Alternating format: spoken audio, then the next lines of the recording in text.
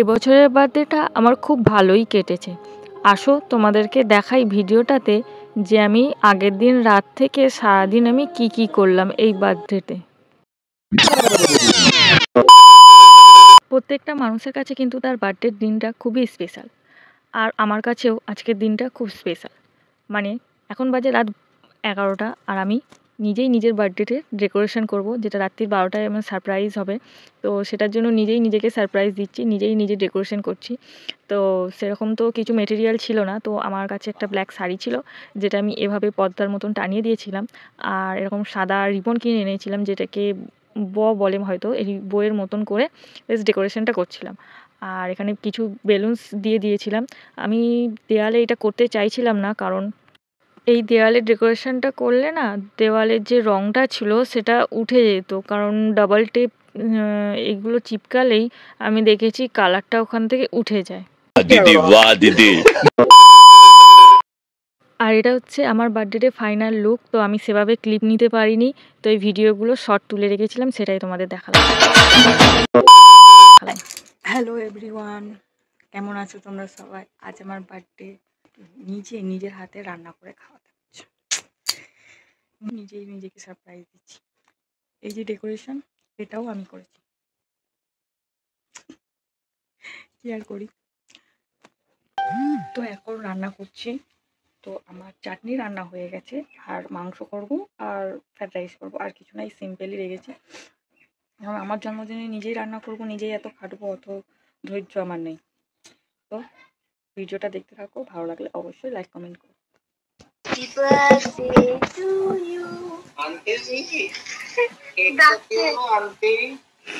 আইসো, কেকটা আছে তো এখনো, খেয়ে যাও। আঙ্কেল আঙ্কেল ওই মালটা তো আর এক করে।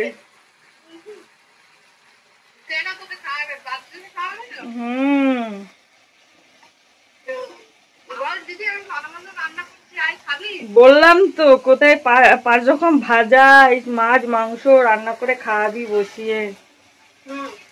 বলছে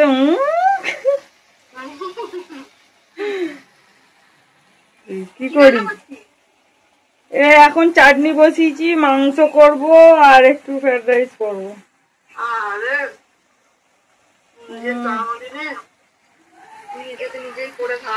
হ্যাঁ, কি আর, রাইসটা মোটামুটি হয়ে গেছে।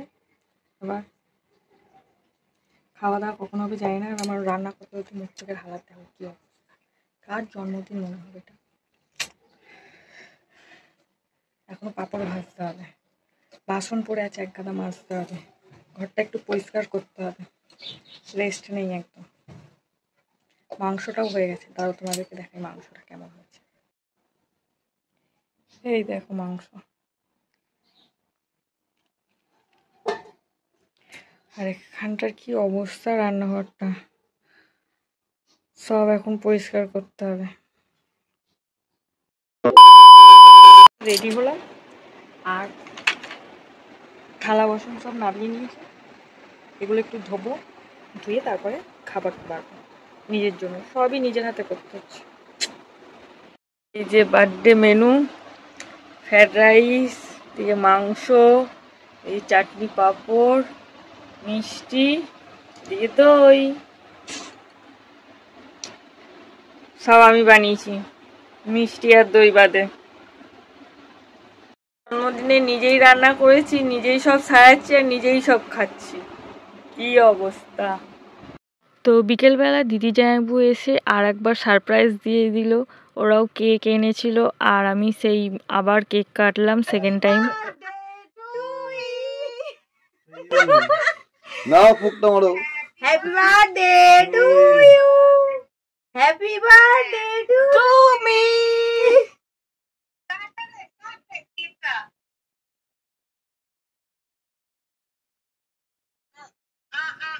দেওর মুখে ঢোকে খুশ শালে খুশ। Thank you, thank you. বাবা রে, কত বড় মুখ করলো রে। তো এভাবেই সারাদিন কাজের মাধ্যমে আর এভাবে সারপ্রাইজ পেয়েই আমার বার্থডেটা ভালোভাবে কেটে গেছে। তো এবার তোমাদেরকে বলি আমার বার্থডেতে স্পেশাল গিফট যেটা আমার হাজবেন্ড আমাকে দিয়েছে। তো আমি তো অনেক খুশি আর তোমাদেরকেও দেখাচ্ছি এটা।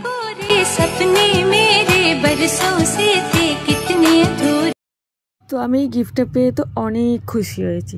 আর তোমাদের ভিডিওটা কেমন লাগলো অবশ্যই কমেন্ট করে জানিও। তো পরে দেখা হচ্ছে, বাই বাই।